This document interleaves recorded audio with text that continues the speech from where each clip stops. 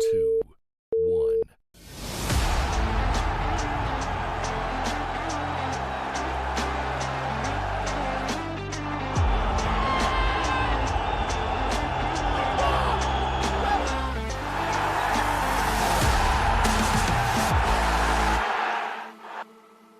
Hello and welcome to this special edition of Tricky Talks. Today it's just myself and Kate because Simon is behind the scenes. We're pretending to be professional and having an actual producer, and I may even hear him in my ear if I'm really lucky. We're really excited because today, for the first time, we've actually got somebody on the show who has lived all of our dreams and worn the very famous Garibaldi at the City Ground and around the country, as well as many other teams. Basically, if I introduce our guest, who everyone who supports Forest will know, Jason Lee, 14 different league clubs when I checked, including two. So if I run through very quickly, 2 stints at Charlton, Stockport, Lincoln, Southend, Forest, Grimsby, Watford, Chesterfield, Peterborough and Falkirk, Boston, Northampton, Notts and Mansfield. And then Kettering, Corby, Ilkeston Town, Boston again and Arnold. I think that's it. So 14 league clubs and over 100 league goals. So really, really fantastic and really excited to welcome you today, Jason. And thank you very much for coming in. Enjoying the sunshine. Obviously, dressed appropriately, got my England shirt on.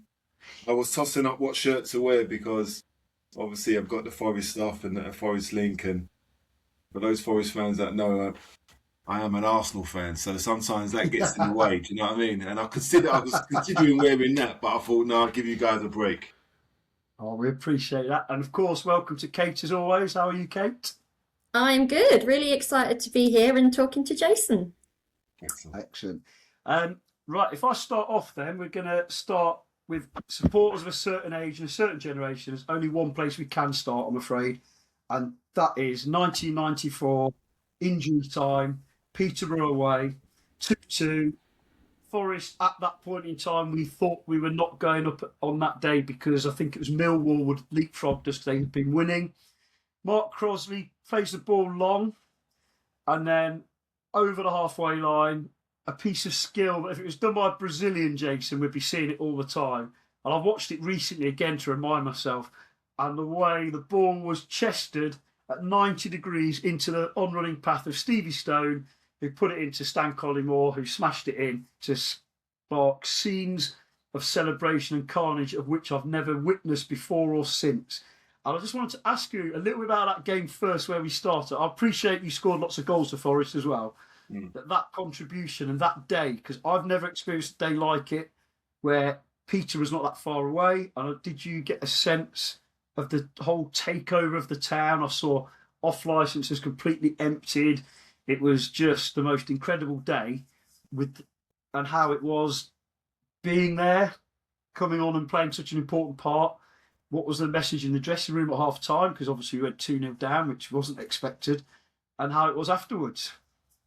Yeah, I mean, Southend, I started the season at Southend and obviously arrived at Forest in the March, before deadline closed. So, and the manager was Barry Fry, who was my Southend manager, who was the manager of Peterborough United. So there's always some sort of synergy and link. So I was fully aware of the importance and the occasion. Obviously, there was a big away following from Forest throughout the season. You know, we had some good results on the road. Millwall, I scored the winner at Charlton. Middlesbrough. But Forest was always fancied to go up, but there were some moments, especially when Stan was out for a period of time injured, that, you know, I'm not going to say it derailed, but I would imagine people got a little bit nervous. So yeah, it's a long season. Getting out of the Championship is a long, hard slog. So you need to have all sets of different tools at your disposal. You need to play all different ways from time to time as well. You know, you can't be a purist all the time. And what we did have, what Frank Clark identified was a young, workmanlike, physical core to our team. You know, we had a presence. So the day was special. I only recently went to a Peterborough United fundraiser. It's the first time I've been back to do anything, which is crazy. I spent 3 years playing for the club, and it came up, that occasion. And I remember, I do remember it well because I played my part. I remember the ball coming into me. The pitch wasn't great. It was a strange situation to be in, but they're exciting, aren't they? When you're against, and then you need to obviously do something to pull it out of the bag. But we had enough in our team to do that, and I think when you're playing in the moment, you don't panic maybe as much as everybody around you does. Well, that's the idea. You're supposed to be calm and just get on with your game and hope that it comes together. So we was able to do that, and we was able to produce and get the results. And I remember people climbing on the floodlights and everyone's view. It was kind That was probably Marlow. Yeah, I think we've had this conversation, but it was good to see. I mean, crazy scenes. I've got a great picture of us all in the changing room after the game, obviously celebrating the fact that, we've attained what we all set out to achieve. So it's good for the fans, whether you do the open top bus and then you get into the town square, and you know how much it means to so many people. For me, that was my first promotion.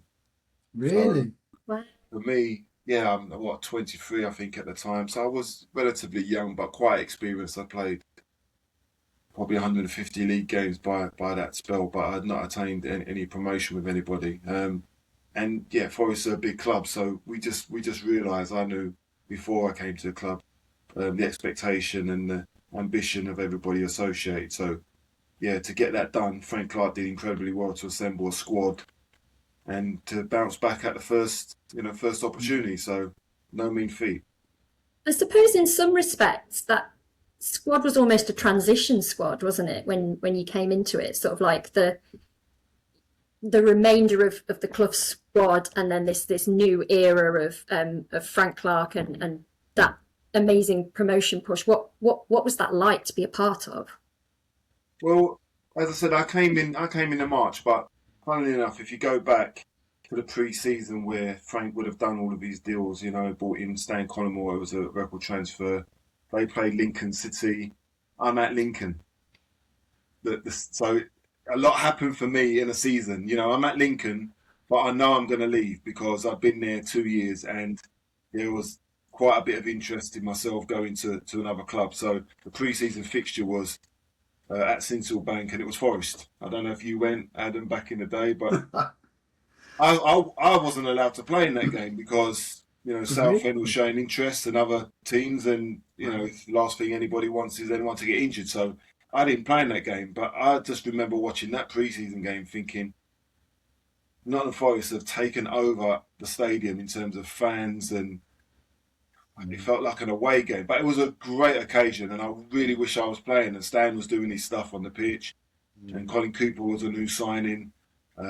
Des Little was a new signing, and then you still had the core of old players like David Phillips, Mark Crossley was still there. Stoney was a young player, but he was still there. Ian Warren. So you just saw the golf in class, So for me, it just shows you how things can work out. As my aspirations went up, I saw, and I knew Stan. Stan was at Crystal Palace. I was at Charlton.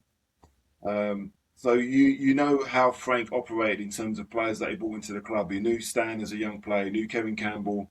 Frank was at Leyton Orient. I was at Charlton. Des Little, I'm talking about, was at Swansea. Bob Williams was with him at Leyton Orient. He ends up being the most expensive teenager when he goes from Leyton Orient to Sheffield Wednesday. So you can see how the deals and how things get pieced together. So Frank was very astute in that. His recruitment was really good, and he did identify and he realised that it was a changing of the guard in terms of some players who had been there and experienced relegation. So listen, if you're not good enough and you get relegated, there are going to be some changes, right? So he didn't get rid of everybody. He kept, a good core of experienced players who he felt could help the team progress, and he brought in a young, hungry group of new players who he felt could kind of galvanise already a talented squad. And obviously you still got the England captain there, you still got a fantastic player. I don't know who I'm alluding to, do you know what I mean? But the left back. So you still had some big names and some fantastic players for that league. So Yeah, they were there to be shot at. So yeah, that's how I can remember it. A lot happened in a season for me to be involved in or not involved in that game. To then basically I played. I was at 3 clubs in one season, which is That's mad, isn't a it? big step up, really. Well, I was going to ask you about that because I've been lucky enough to meet you a couple of times, and one thing that stands out for me is the fact how much it meant you worked hard to reach a certain level, and you reached a level that we can only dream of, and many footballers dream of. How did it feel? In that summer, did you reflect on the fact, not that you've made it as such, but you've made it to the Premier League, to the big league, which a lot of players, really good players, never do. And we only brought in one player in the summer, didn't we, in forward positions, in Brian Roy, which I appreciate that would limit your opportunities to some extent. But you were part of a Premier League squad and you kind of made it into that league.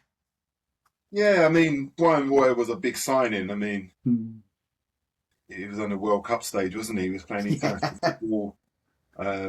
Diminutive figure, really good character, funny guy. I mean, I took him under my wing, to be honest, when he first came in because his English wasn't brilliant. But if anybody knows anybody who's Dutch, they have a way of speaking. They're very matter of fact, very direct and to the point. And he was certainly that as well. So I found him hilarious at times. But, I played the first game back in the Premier League and got another assist, for him. He scores a great goal away at Ipswich. Yeah. So I was excited, like everybody else. Pre-season, everybody's vying for a place. Only 11 can get in the team. We're predominantly really playing with one striker. Brian Roy would play like the number 10 role. Before him it was Lars Bohinen. So Forest were quite forward-thinking in the way we set up and the way we approach games. 5 in the midfield or 1 forward would drop into that little position and give us a little bit of security. And obviously our fullbacks did bomb on. Pearson loved to get forward and contribute with goals and assists. And Des Little would probably come around and create a 3 at the back. So, it was a good system and a really good formation. And the competition for places was good. I mean, I would imagine, in a lot of people's eyes as a squad player, but that doesn't mean I was going to be accepting of the fact that I'm going to be a squad player. I was always fighting, hoping that I'd get the opportunity to go in and play. So, Stan misses the first game. I go in. That's what it's all about. That's what that's what I was waiting for. That's what you work for. So, in answer to your question, when you're a young player, I mean, I made my debut in the first division, which is the old Premier League. Yeah. For Charlton, I'm 17 years of age, and I wasn't in the system before the age of 16. So I wasn't, like now where players go in at 6 and they could be in the academy for 10 years. I didn't experience all of that. I wanted to be a footballer. I did various sports, did athletics, played basketball to a good level, and felt I was good enough to get an opportunity to play football. But it didn't appear that it was going to happen. And I was even doing painting, decorating briefly, with my uncle and my brother, going in at Millwall, going in at Charlton, and trying to earn an apprenticeship, a YTS. Did you play any district schools football at that age? Yeah, I've been heavily I involved played all the levels. I played district football. Was that London schools or? Yeah, won the London Youth Cup. I was at a really good school for the last 2 years, which was a boys' school. So we pretty much dominated sports. We had quite a few guys who came out of that team who've gone on to have professionals' careers. A lot of guys my age and maybe a little bit older and younger. So good pedigree. I knew I was in good stock, and the competition was high. So I always thought I was good enough. So you aspire to it. You get your debut. I made my debut at 17, having only been in the building, a relatively short time at Charlton, and I just straight away felt, I could make a career out of this game. I'm going to apply myself, going to give it everything I can, and see where it takes me. And I had some really good mentors and coaches who pointed out other strikers. If we look at Lincoln, where I'd been, you had Mick Harford, you had John Fashanu. I mean, I'm talking about a certain type of player, a number 9, and I had the physical attributes to mirror that. To be very combative, very aggressive, and be very athletic. But there was more to it. I felt that I could do a little bit more technically, but I think I caught up quickly, but I didn't have the same grounding as a lot of players who have been, in the system for a longer period of time. Whether it's a good or bad thing, it happens sometimes. When you come in, it's about grasping your opportunity. So for me, I had the aspirations of playing senior football, first team football from the age of 17. I went out on loan twice. Yeah. As far as I was concerned, I had the physical attributes to play men's football, whereas now, and I've coached as well, now young players may be held back unless they're a phenomenal talent. They're held back to play development football, under 18s, under 21s, under 23s, and they don't get that exposure to maybe men's football, or they don't get the opportunity to go out on loan. Going out on loan is vastly important. Ryan Yates is a great example. Joe Wall's done it. I coached Ryan Yates. He was in my 15s at Forest, and Joe Wall and they're great lads. Tyler Walker. And the loan experience is the make or break, I believe, of young players, because if you're not exposed to that and then expected to just go in and play, you don't know what you're going to get there. Absolutely. You've kind of answered one thing we were going to ask about your route into Forest. You've covered that in detail, really. But who made the phone call when you were at Southend when it came? Because I know you've spoken before in other podcasts about that first game of the season when Forest were at Southend and you were preparing for the season. It always makes me laugh, the Barry Fry bit. I'll let you tell the story because you had us in stitches when you told us about that. Yeah, I mean, it was one of the few times that people probably get the better of Barry Fry in certain transfer dealings. I mean, as I said, he was calling me. I mean, managers back in the day, they just call you directly, or their assistant call you directly. It's not like now where people go around the houses and obviously you get accused of getting tapped up. Right? But back in the day, and half the time you think it's friends pulling your finger, pretending to be. So Barry Fry's on the end of my phone and he's calling me whilst I'm at Lincoln. And as I said, I couldn't play in that game for Lincoln against Forest, but he's one of a few teams that are showing interest, and he's saying, We should say at this point, for any of our younger listeners, that Peterborough are in the Championship at that point, as what's now 100%. The Championship. And actually, I think at one point in the season, we're kind of hovering just around the playoffs as well. You're talking about Peterborough. I mean, I've just got a guest. My dog's just coming. You can just see his head. Peterborough was, yes, in the Championship, but Southend was. And remember, I went to Southend, so he was the Southend manager. He had left Barnet. Yeah. Okay. I meant to say Southend, sorry. No, it's okay. The dog put me off. Barnet had bad financial issues, so all of their players were available to go on free transfers. So Forest signed Gary Ball. So there you go. There's another one. Forest signed Gary Ball on a transfer. He was highly regarded, and he would have commanded a decent transfer fee. So Forest got him for nothing. So I was aware of Bully.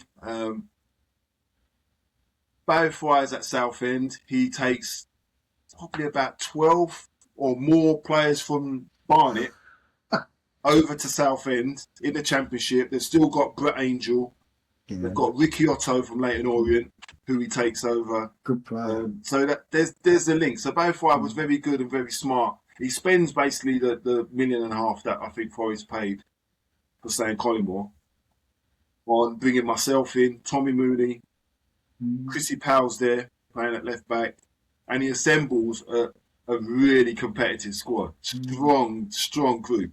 And when I spoke about Frank earlier in terms of getting the right personnel in the building, he did that. We thought we was going to be the next Wimbledon. We was flying. First game of the season, as we alluded to, was playing Nottingham Forest on TV. I've signed for Southend. I've had a good pre-season. I remember scoring a hat-trick, left foot, right foot header. And Barry Fry is going crazy. If anyone that is a good amp man in terms of promoting somebody, Barry Fry is the best guy out there. He gets really loud. He's like a car salesman. And he was raving. Obviously, he had Stan. He brought Stan in. So he knew what Stan could do. So I'm not saying he was saying, I'm going to be the same as Stan, but he was talking along those lines. We've got rid of Stan, or we've sold Stan. Here's another player coming in. We got Brett Angel. We're going to do something this season. And I'm listening, and I signed, and I've had a good pre-season, and we're approaching the first game of the season. But I know, you can laugh and giggle, I know that I'm not available for the first game of the season because I'd been sent off, and I've got 2 games to serve at the start of the new season. I'd got sent off at the back end of the season. he should have done his due diligence, but he hadn't. So he's talking me up, and we're approaching the game, and it's midweek, and you're doing the media. And I'm just thinking, at some stage, and I'm going to have to say to him, you do realise I'm not available at the weekend. I think the game was on a Sunday. Yeah. And I think we train on a Friday. We probably got to about Friday. The game's on a Sunday. And I sheepishly said, Baz, look, I'm not available on Sunday. So he's bleep, bleep, bleep, bleep. Like, he's effing and jeffing. He's like, you are joking me. Like, he's going to speak to the club secretary, and he's checking, and like, what's... And yeah, I'm not going to lie about it, Baz, I got sent off, and he's like, I mean, this is crazy thing about football. You've got all the data and everything you need at your disposal now. Whereas before, people just had to rely on their eyes and ears. Now, I always scored against Barnet. So if he was to really think about it, early in the season, playing at Lincoln, I scored at home. I think I got 2. And then we played at Barnet at the end of the season. And I'm Lincoln's main striker. And yet I'm on the bench that day because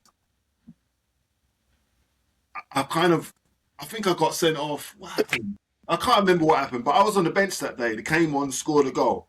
And if he was to look into it, he would have realised that I'm not going to be available. Anyway, he's probably lost the plot at that spur. So he's brought me in. He's not happy. And Stan missed the game as well. Yeah. So football works out really weird. You know, Stan misses a game. I don't play the game. We get the draw. Yeah. You know, we was good value for it that day. Yeah, we were lucky to get the point that day. I remember it well. We well. were good value for it that day, and it galvanised us, and it showed the league that, you know, we was going to be something to fear. And we went to Millwall, the new den. They opened a new den, and I got man of the match that day. We won 4-1. You know, you can find that, and you just see the season build. Southend went and won away at Wolves, and the results throughout the season, Southend was punching above their weight. They were like 3rd in the league at one stage, getting into Christmas. But Bowfire, there was a lot of things going on behind the scenes to the point that Bowfire was going to leave, and he went to Birmingham. And Vic Jobson was the chairman at Southend, and he was pulling the rug really. He wasn't helping us as a group to go and kick on. So the team got disbanded. So then there was rumours that Forest was looking to bring in a striker. Stan was injured. And I would have been one of those that they was looking at. And when the call came, it was no-brainer that I would, definitely be interested in going to speak and come to sign for Forest. Although, in the November, Bowfire being Bowfire, he literally had sold me to a Belgian club, top league. He had sold me, but he hadn't had the conversation with me. This is what happens in football. He had sold me, and it was in the papers, and I was taking some time off. We just had our first daughter in the November, and obviously I've only been in the new house from pre-season, so July, whatever it may be, and there's no way I'm leaving, especially to go abroad to play football. So I've got the phone call from him, and he's, we've got a great deal. Your wages are going to be incredible. Top flight. It's a good deal for the club. Baz, I'm not going anywhere. I'm not leaving. It all sounds great, and it's on the house phone back in the day. You can imagine. Yeah. I'm not leaving. I'm not going anywhere. So he spat his dummy out. He was sulking. The club was missing out on a transfer fee. I'm not going anywhere. But that's where the club was. The club just wasn't on a financial, good footing. So Bowfire, he left. He jumped ship first. And then you could see that the team got disbanded. Angel went to Everton. I went to Forest. And then, what could have been a really good side, Southend have paid the price since over the years and have got relegated and are no longer in the league. So there's always a story to tell. I mean, I go off on a tangent sometimes, but it gives people context to how things kind of shape up. Things happen for a reason in football. It's not a coincidence. There's always a connectivity somewhere along the line. Yeah, no, that's brilliant. So, excuse me. it's funny because I had a friend who was a Southend fan randomly back then, and he said when you were going really well, the chairman didn't want promotion because he couldn't afford to fund at No, that and time. that's the Premier League. problem you have in football is that you have to be careful, you know, and if you haven't got the infrastructure and the finance and whatever it may be, as a group of players, you just want to win games and get promoted. And as fans, that's all you want from your team and your club, right? So you don't want to hear anybody coming out. So I felt really disappointed for the Southend fans to see, you know, they could see on that we got a really good opportunity here, a good core. Third in the championship we was at one stage. I remember being there thinking, this is crazy. Like, you know, the fan base. We were about 12th at the time as well. Yeah, and Forest was struggling. Struggling. The Southend was flying, and we just had an owner who like literally stopped paying us. Weren't getting our bonuses. We didn't have the right training kit. Honestly, there was all sorts of things, and you just think, oh wow, like. And, you know, we was going to go on strike, but you just want to play because the only people who lose out are the fans. You know, we're owed money. We don't want... Like, it's the shambles, isn't it? That's the side of football you don't want to see. So it all worked out in the end, but unfortunately, you know, Southend they've plummeted out of the leagues. And I've had conversations with podcasts for Southend or whatever and discussed this, but it's terrible to see what can happen to a football club. Absolutely. Like it's fair to say it worked out quite well for Forest though, because we got you. So their loss was our gain. No, you have to do what you have to do, and you know, it was a no-brainer to leave Southend and join Nottingham Forest, because if it wasn't going to be that season, you just felt that Forest have got all the infrastructure, all the ambition, and all the history, and they are going to, which is crazy when we look. 20 plus years where the club just couldn't attain that. So it shows you how difficult it is to get out of that league. It's no mean task at all. Yeah, I think you've alluded to it. That team had real character, and you don't see it very often now, but I was confident at the end of that season that our team would adjust to the Premier League really easily and really quick. I didn't think we'd finish third, admittedly, but there was no doubt in my mind, because I remember... You know, we signed a few overseas players, which wasn't the norm back then, and I know, you know, some really good players, and going into that league thinking, yeah, we can have a go at this. And I remember that Ipswich game, because I was slow getting my ticket. I ended up having to sit in the Ipswich end, and the end they scored at, when he scored, I jumped up, and there was about 500 Forest fans around me sat in the Ipswich end. It was just another takeover, and you kind of take it for granted being a Forest fan, being a relatively big club. But yeah, they were very, very happy days and a brilliant Premier League. But I know Kate was going to ask a bit about one or two of those players in that squad, weren't you? Yeah, so I think, you know, we've already sort of touched on the fact that you played with some real legends in your time at Forest. You know, we've already briefly spoken about Stone, and we know you had a good relationship with Pierce. Collymore, you've already mentioned. It was slightly less commonplace at the time to have international players in your squad. So one thing that I wanted to ask you is, what was it like playing with the original Haaland? Yeah, that's brilliant. And listen, Alfie's a funny guy, man. And I've seen him over the years a few times with his son, which is brilliant to see. You know what I mean? When you consider, you always want your children to surpass you and do well, right? I mean, it's fair to say that Erling has surpassed Alfie. You know, he's a fantastic player and a striker as well. And Alfie was a centre half when we assigned him. So we signed the first two Norwegian players in English football in Alfie Inge Haaland and Lars Bohinen. I mean, Lars was a legendary player, great player, number 10, played in that floating position. Really different. And then Alfie was a centre half, but probably wasn't tall enough to be a centre half. Ended up being a holding midfielder, or, you know, a rampaging combative centre mid. But Alfie wasn't getting many games, and his English wasn't great. Whereas Lars was flying, Lars was playing, and his English was great. So there was a contrast. So Alfie was quite miserable. But I loved it. I thought he was hilarious. I could understand why he was miserable, do you know? Because he wouldn't have had a real grasp of like the English and the humour.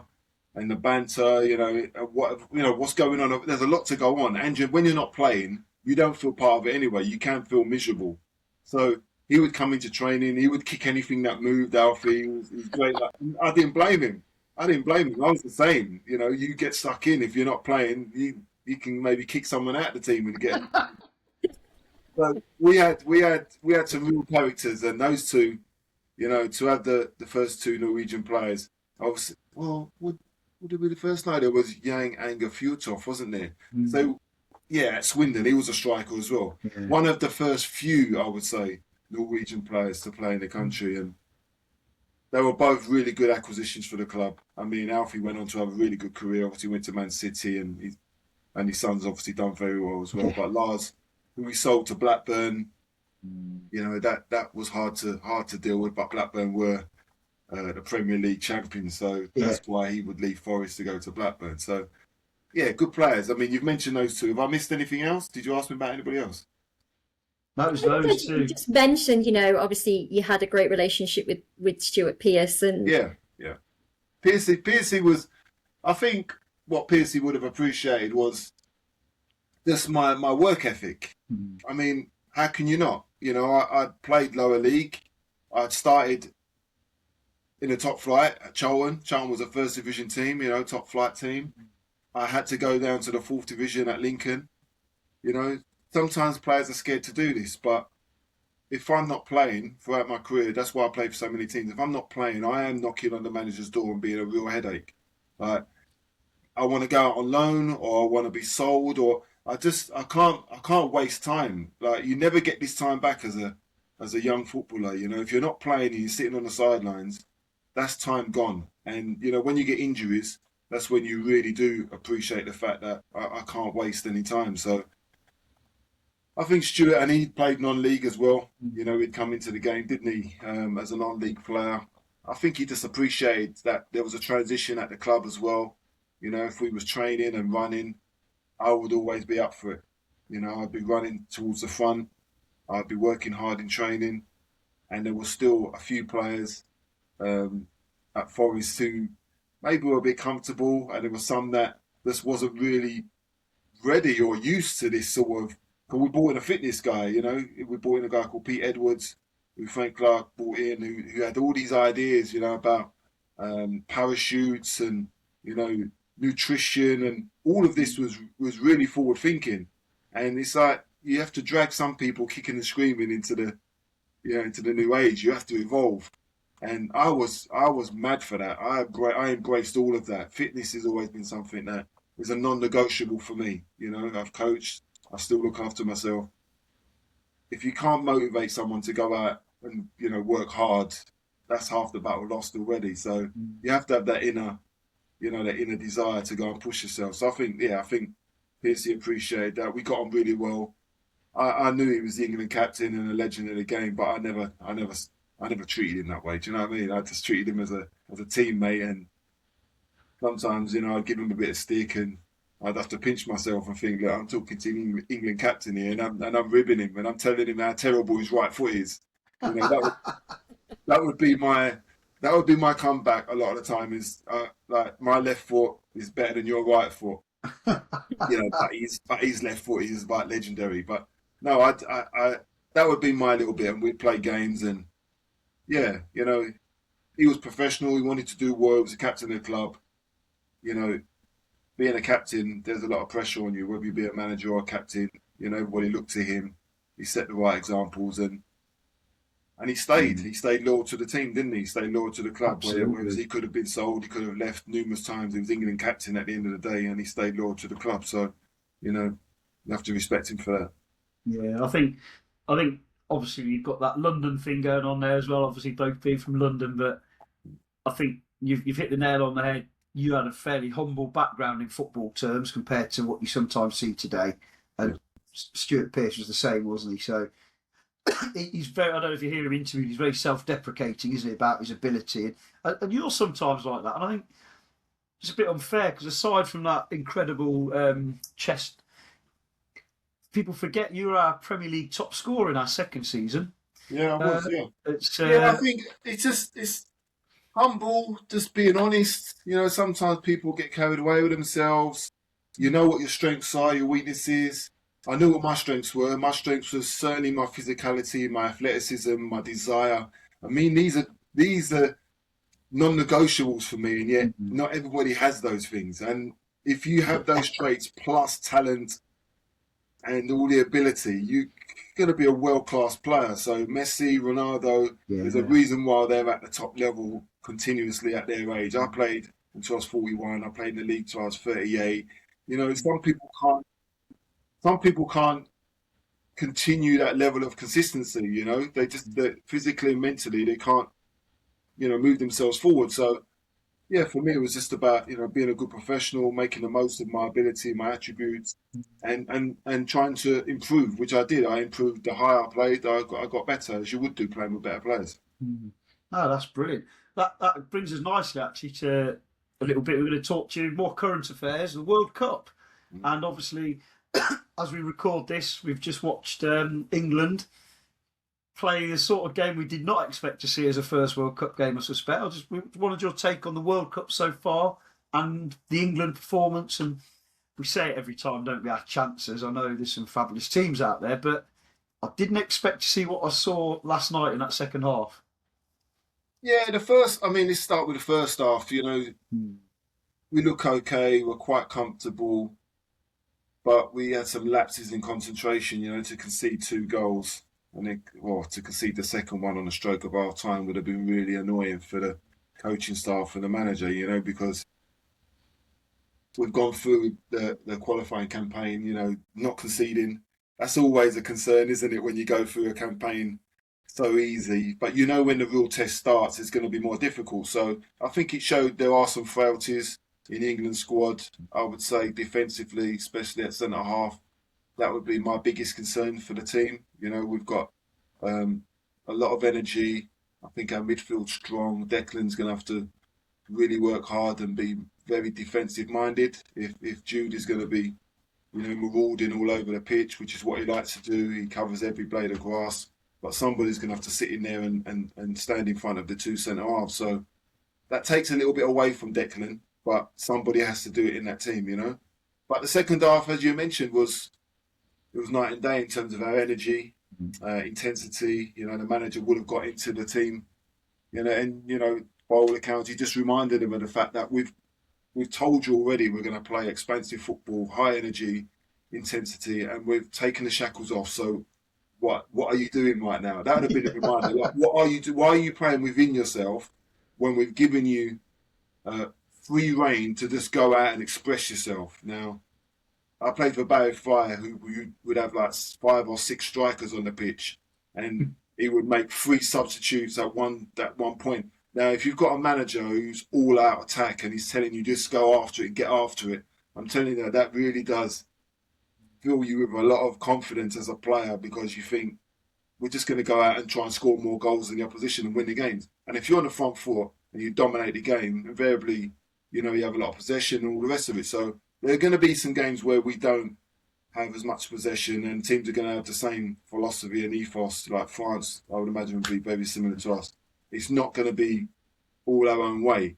But I think the fans and everybody that watched the game last night would appreciate the fact that we just went out for 15, 20 minutes and bombarded them with enthusiasm, intensity, shots at goal, peppering the keeper, just getting after them. That's all you want to see, right? Because there's no point playing this passive sideways football, going back to the keeper. I mean, it annoys me. The modern day game frustrates for goalkeepers and centre halves to be touching the ball more than any other player on the outfield. It's mind-boggling. Like, there's a reason why they're keepers and centre halves, but they're touching the ball. They're touching the ball more than anybody else now. Which, if you're smart and you set the traps, you allow certain players to get on the ball, and that's to be fair. To Croatia, they set some traps and they caught us out. So there you go. Yeah, I thought Croatia were good first half, to be fair, as well. What's your feeling of the World Cup so far? We won't do the political thing about America and FIFA. That's been done to death. But there's always politics. There's always politics around every World Cup, isn't there? Because it's a stage and gives people an opportunity to amplify their voices. But as we get into it, the football takes over, and we're pretty much the first week in now. I think today's the last game of first round ties. The football's been good. There are going to be some teams who come out and shock us again. I hope so. You know, teams that equip themselves really well. Japan, I think they're going to be a problem. Some of the African nation sides. The gap is smaller now in terms of how it used to be. There's 48 teams. I get that, and there are some teams that have come through who you can't imagine would get out of the group stages. But yeah, we're going to have our work cut out. You know, let's be perfectly honest. We are one of the stronger nations, and you know we've got some fantastic players. But when it comes to the crunch and you get out of the group stages, that's where that's why it would have been disappointing to concede 2 goals, because that was a reminder of the fact that we've played against some good opposition and we got beaten by Japan. You know, when we've played some good teams leading into this tournament, friendlies, we've been beaten. So I'm pretty sure, you know, people should be aware of the fact that there are some teams that we played and they might have been friendlies and experimental. You know, even at the City Ground, we got beat. So there are some reminders there of the quality that we're up against. But no, I'm positive. That's not being negative. I'm positive. I think we can go far.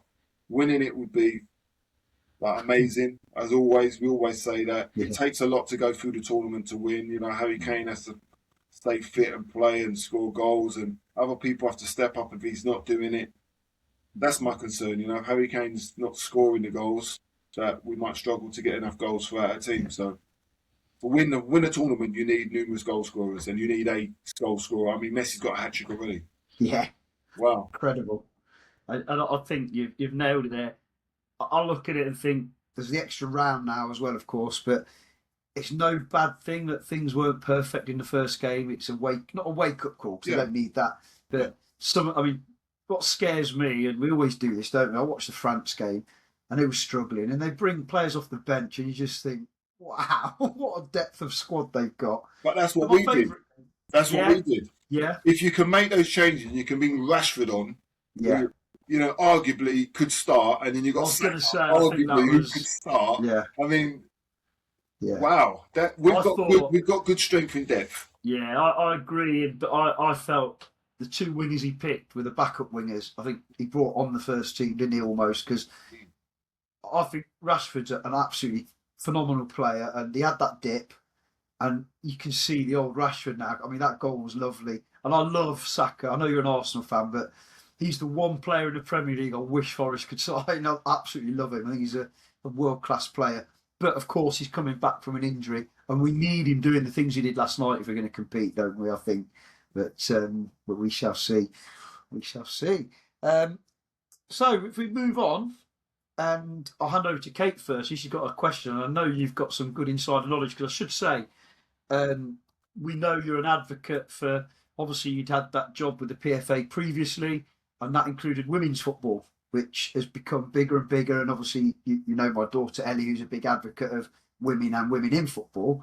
And you talk about kids surpassing you. I feel like that already. With Ellie surpassing me. Ellie surpassed you a long time ago. I've been on a football pitch with Ellie, but I don't remember you playing. But I played alongside Ellie. There you go. I know. I remember it at Ilkeston Town very well. Right. But no, I'll send you the videos. No, but no, over to Kate. Sorry. So yeah, obviously, Marinakis has invested quite heavily in the Forest women's side, which as well as the men's side, and it's been an interesting journey to watch them rise. And we obviously had Carly Davis last season, and I mean I thought it was a reasonable season really, in the sense that we've been promoted into that league and we did finish mid-table. And when it was announced that she was parting ways with the club and Tom Mallinson was coming in, I think there was some concern amongst the fans about maybe his lack of experience within women's football specifically. And I just wondered what your thoughts were on that in general and specifically with regards to Forest. Yeah, I mean, I've seen the growth. And it's about the investment. We spoke about that before. We've got an ambitious owner. And generally, if you're playing in the Premier League teams do invest in their women's sides as well. It's when they're not playing in the Premier League that unfortunately, the finances get pulled away from the women's teams. Now, I sat on the FA Women's Board for 8 years and proud to have done that. It was my choice. It wasn't something I had to do or was told to do. I did that because I wanted to learn more about the women's game and be a good ally and advocate for more men getting involved. You know, we have these conversations all the time where some men won't watch women's football. I'm not watching that. But have you actually watched it? You know, during the Euros, you know, women are hugely successful. You know, it was great to be part of that, to go to the games. We had the Euros in England where the women, and you know, if you've got daughters and you've got family members and they're female and they want to play the game, it's great, right? It must be great. My only concern with the women's game at the moment is I think we've peaked and there's a bit of a drop off. And that could be a concern in terms of attendances. You know, last year, I think the numbers are skewed by depends how good your PR team is in terms of attendances going up. But if anybody looks at it closely, you will see that Arsenal made up the vast majority of female attendances last season. So take out Arsenal's attendances across the league, the numbers aren't particularly great. And to get TV involved in women's football, no one wants to see an empty stadium, so we need more people in the stadium. But it doesn't help with timings of fixtures as well. So there's a lot to it. You know, the women's game seems to come second in terms of we will focus on the men's game and the fixtures and everything first, and then what's left we can now attribute to the women's game. So it's not ideal. You know, if women are playing at midday, 12 o'clock on a Saturday afternoon, well, a lot of their football fans, they want to go to the men's game. Who are they going to choose? You know, Arsenal tend to do, I mean, Forest have done that as well, where you've got the dual season ticket and you can watch both teams. But it can be difficult to decide who you're going to watch and when you're going to go and watch. So, yeah, it's not easy. The women's game peaked, certainly won the Euros and getting to the World Cup final, and surpassed the men in terms of going that bit further and getting over the board and winning, and, you know, just winning. You know, Serena, I always felt that, I mean, we appointed Serena when I was on the board. I came in just after Phil Neville was appointed. And Serena's just a winner. You know, she'd won it with the Dutch national team. You could just tell she knew what she was doing to get this team mentality. She built a really good ethos. And to be fair to Gareth, who I know really well as well, you know, they had conversations like we're having conversations. St George's Park is really good if you get the opportunity. If you're there and you're in the hub and you're having lunch and this, that and the other, you can speak to people openly where you wouldn't get that opportunity anywhere else. St George's Park, that's what it was built for. So the women's team was certainly supported by the FA, but in terms of club football, the bigger teams, the Man Cities, the Arsenals, I mean, Man United didn't have a women's team. They disbanded their women's team and only came back, 4 years ago? I mean, ish, it might be wrong in terms of 4 years, but it was a disgrace that Man United disbanded their women's team. Their best players left at 16 and went to Man City and other teams across the country. You know, like that fit, but they didn't see it. The men side of the infrastructure did not see value in the women's team. So they didn't support the women's team. There was no infrastructure. So without that, it's hard for the women's game to flourish and keep moving forward. But I mean, we're going to speak about Tom, right? If that's okay. Tom Henderson. Tom, I was coaching at Forest, and Tom was in his infancy as a coach. So that's how long Tom's been there. You know, he's a good guy. You know, he's no longer young now, but he was a young person then. I saw Tom as a young man. He's enthusiastic. So he's got the values of the club. He knows what it takes. I mean, even when I was coaching, in those days, early days, there was an opportunity for me to manage Forest ladies. Now, there was no real infrastructure for me to manage Forest ladies. It was like, well, who am I working with? Where are we training? What are we doing? There was nothing. So I was approached, and it was like, would you consider managing? And I considered it. I thought an opportunity is an opportunity, but what am I working with? You want a chance, don't you, to go and do well? And there was no real ambition then for Forest ladies to go on and do anything. But it certainly changed in recent times. So Tom's got the experience as a coach, you know. of working with some really good coaches, working with some really good players, and more importantly, he's got the culture and he understands the club. So I'm sure Tom will be successful. It shows you the ambition of the club, that who wants to be a manager? We get rid of a manager who got us promoted and won a cup. I went to the cup final. I remember that game. Where was the game? Can you remember where the women played the cup final? Who, 2 Arsenal? seasons ago.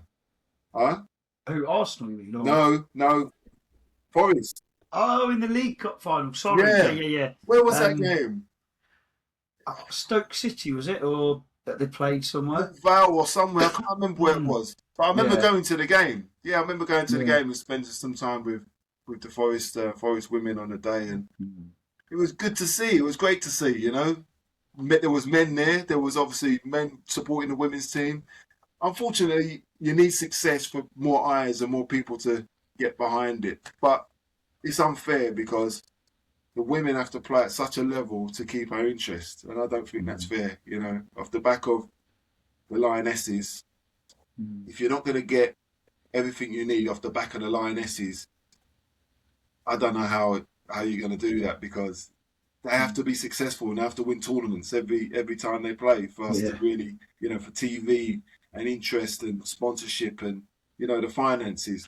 It's just unfair, right? But that's where the women's game is. WSL 2, WSL 1. I mean, there wasn't a WSL 2. Now there is a WSL 2, which, Forest are playing in. There are 4 leagues in the women's infrastructure. And you're hoping that, WSL 1 is certainly full-time and professional. You're hoping that WSL 2 will mirror that and be full-time and professional. I work for the PFA, which is the Players Union, and we brought on WSL 1 years ago, and we've now brought on WSL 2 as our members. And, one of the remits around that, the criteria is that they are a full-time professional football club for them to be, members of the PFA. Like the 4 leagues that we have, in the men's league, they are full-time professionals, they are PFA members. But they will get the same support and guidance that we can offer, them, which is, it's taken this long for the women's game to get to the point where we're having these conversations with like WSL2. So the future's bright. Tom, I believe, will do a fantastic job because he's got an ambitious owner.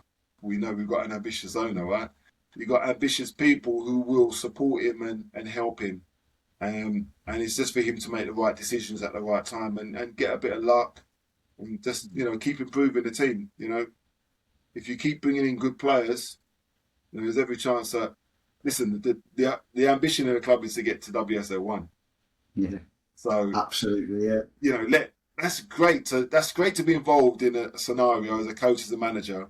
If I was Tom being offered that opportunity all those years ago with what he has at his disposal, I would have snapped that. Like, you've got every chance of being successful, But then there was just no infrastructure for the women during that time. So I'm sure Tom will do well, and it's an exciting time. So I wish him well. Absolutely. That's right. Walsall, that's right. I can't remember where it was, but I remember going to the game and a good game. It was good to see them win. And, absolutely. I was just taken in. Like, every time you go to a women's game, there's a different feel to the men's game. It's not as volatile. Do you know what I mean? It's like, I don't know why the men let themselves down on a match day, but they do. Let's be perfectly honest. You go to a women's game, it feels better. It's more inclusive. You've got children, and you're not worried about what somebody does or what they say. So it just feels great. And no, I've always enjoyed being in and around the women's game, and I just wish more and more men would, I think it will come. Respect and give it an opportunity. Yeah, I think it will come gradually. If we move on, I'm conscious we're running short on time. Just a quick synopsis, really, on where you see where Forest are at after what we've built in the last, obviously, 4 years, but particularly the last 2 years. We had that wonderful season of finishing 7th. We've had, myself and Kate especially, we've had wonderful European tours and lots of time off work and lots of holes in the bank account. And where we go from here, because I feel like, and especially watching last night, if we can just hang on to Elliot Anderson for one more season, I know it's going to be hard, and I know the grapevine says he's gone. And a question I would also like to put to you as an Arsenal fan. Arsenal are in a really strong position, aren't they? Financially and having won the league. Why on earth are they not looking to fill that gap alongside Declan Rice? Because they seem like a pair made in heaven, don't they? The way they play together. And I've got this vision of Arsenal swooping in at the 11th hour like they did with that, what's his name, the Tottenham lad. That was going to go to Tottenham from Palace. Brain's gone. Left winger / number 10. Eze. There we go. Sorry. The way they swooped in for Eze, I could almost see them doing that with Anderson, even though it's 120, 130 million, because although that's a lot of money, I feel like whoever signs him out of those two is going to win the league next year. I think he's that good. You're talking like you know. You don't, who knows? Arsenal may well have him, on their list of potential signings. Who knows? Declan Rice in his ear in training. Exactly. Who knows? I mean, I always felt that if you're going to do a deal, you should have done the deal before the World Cup because the value is going through the roof. It's skyrocketing. So if I was a club, I would have tried to got that deal done as soon as possible. Pre World Cup going in, everybody would have known where he's going to end up playing his football next season. But it's not happened. So that leaves the club in limbo. Probably stressing, are we keeping him? Gibbs White. We've got some good players. Clubs do have to sell, unfortunately. Of course. Because of PSR, and people are probably sick of all that. But I do enjoy the debating topic around finance. I studied bits and pieces around governance. And I think it's important that people just understand we've been stung. We got stung, didn't we? Financial fair play, and we had points deduction. Every club has to adhere and follow the rules in terms of buying and selling. So someone has to go, I believe, whether it be Morgan or Elliott. It has to be a big one, though. My understanding financially is we're not in a bad place, and there might be a little bit of wheeling and dealing, but we're not forced to sell one of the big guns. Like for me, the big guns are obviously Morgan, Elliott, and for me, I always say it, Murillo. I think he's an unbelievable talent, and I genuinely think if we keep that spine, next season could be special because we're not in Europe, of course, and that will help us. That's the. You say it can help us. Players have played European football now and they've had the taste, and they may well play European football next season. So this is what happens, right? You get a taste for it, and as fans, last season, fans going into the season was, gonna win the league or we're gonna qualify for Champions League, and anything below that seemed like it was a disappointing season. So we rallied towards the end. We did have a really disappointing early campaign. Let's be really honest about it. And some players didn't play at their level, But it's a season. You get judged on a season.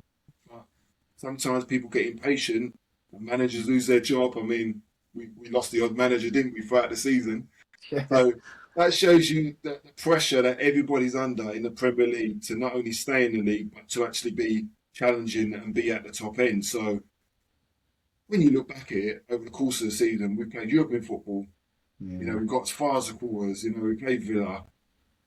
Yeah, it was crazy. We had a real opportunity to maybe get to a final. It doesn't happen.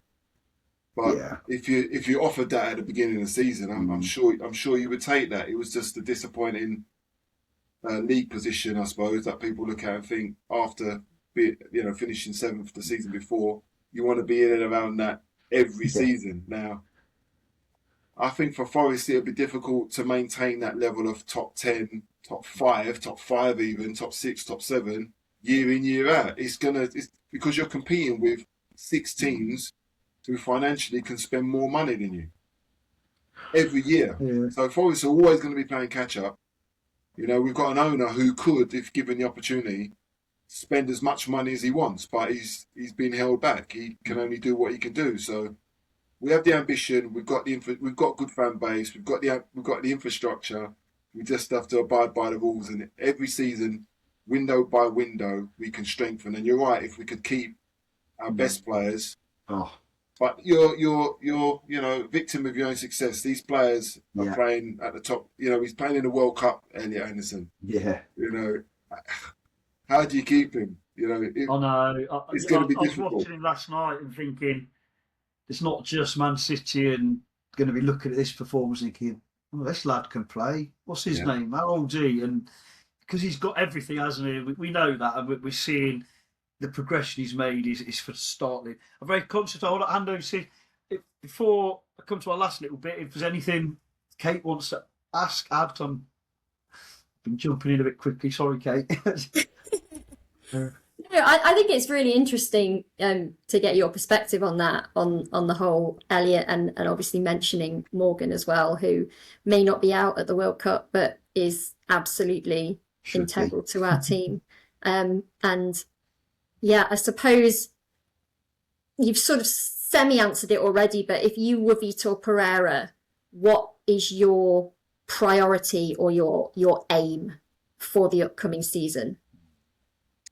I would want to know what the realistic goals of the club are, you know, because you just have to be realistic and then convey that to the fan base. So if I'm the manager, you all have to be on the same page, because sometimes you come out as a coach or manager and say, you know, we do well to stay in the league, and no one really wants to hear that, and then the owners don't back you with that statement. But I think as a group of fans, if you was told that, you know, this might be another transition for us, we might have to sell one of our best players.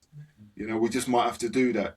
But we will have the money available to bring in players. It's going to be hard to replace a player of those statures, you know, 100 million.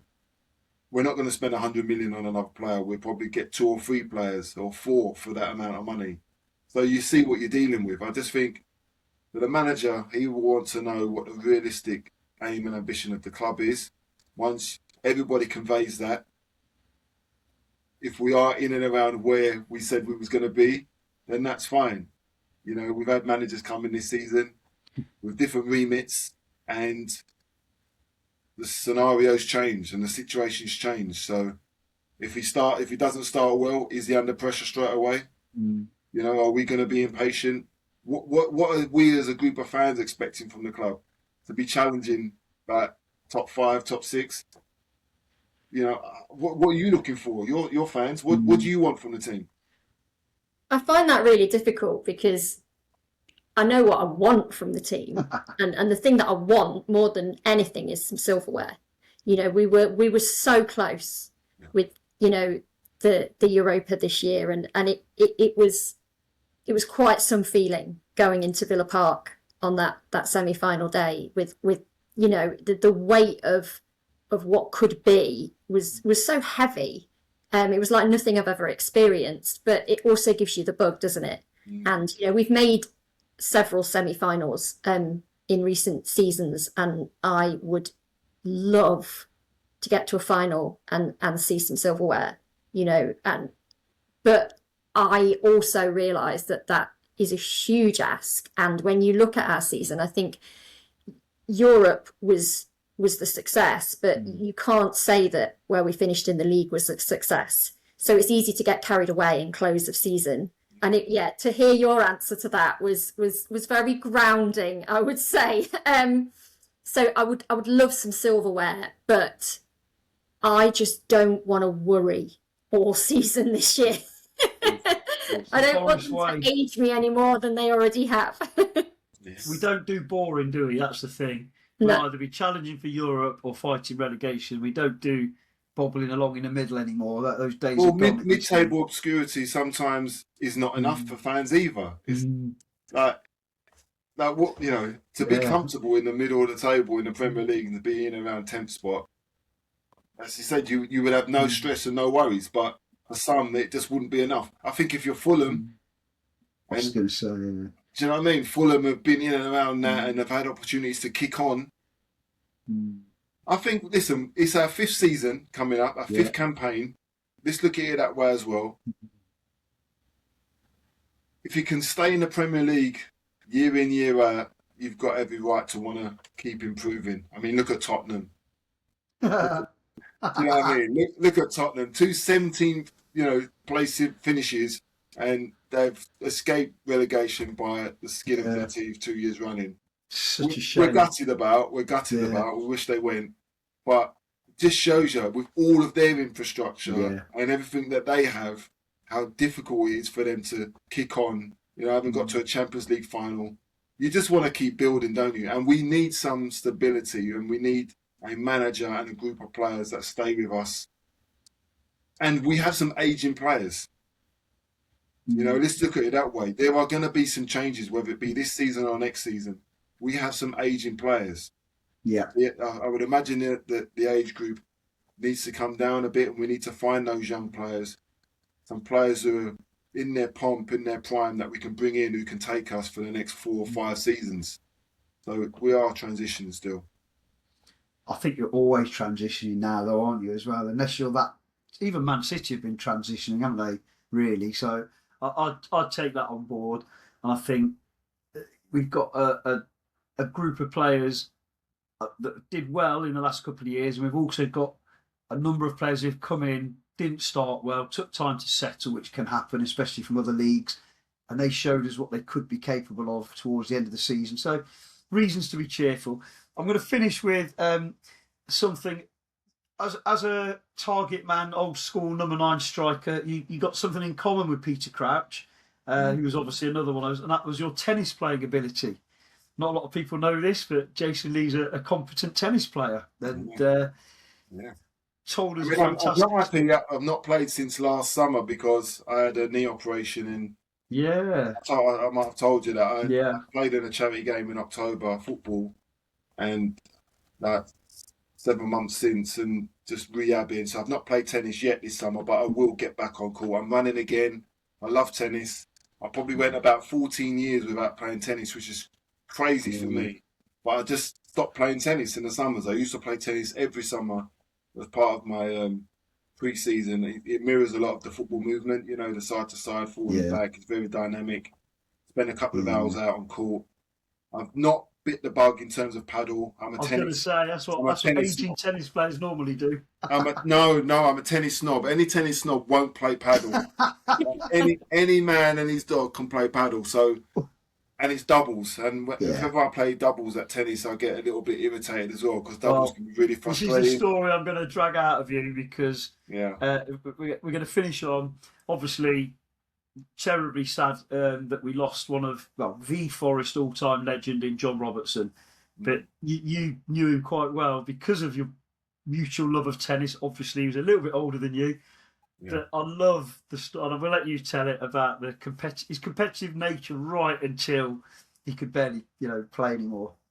No, listen, I've known Robbo a long time. I remember Robbo. My first interaction with Robbo would have been during his Leicester days with Martin, Martin O'Neill, and obviously I'm at Forest, and there's always that link, isn't there, again, between the clubs, and then there's the Thursday club that you may have heard of, people might have heard of, West Bridgeford, and I'm friends with Frank Clark and Alan Hill and all these legendary characters who have been around the club. And Robbo, brilliant number 2. Never wanted to be a manager, but brilliant number 2, because he was able to bridge the gap, between players and management, and he could say the right things at the right time. He could be harsh and hard, but he could also put his arm around you and show you empathy when needed. So, for me, my personal experiences, interactions with him were always very positive and always very good. And in those early days, which I spoke about Tom Mallison, when I was coaching at Forest and I was working at Forest on a regular basis. I worked at Forest in the community trust, I coached in the academy. I found time to go and play tennis in West Bridgeford quite a bit, and Robbo would be up there all day, every day. He'd have the knee strap on, smoking a fag, having a coffee, not living the life, in terms of an athlete, but the desire for him to get on court, and it would have been double. So,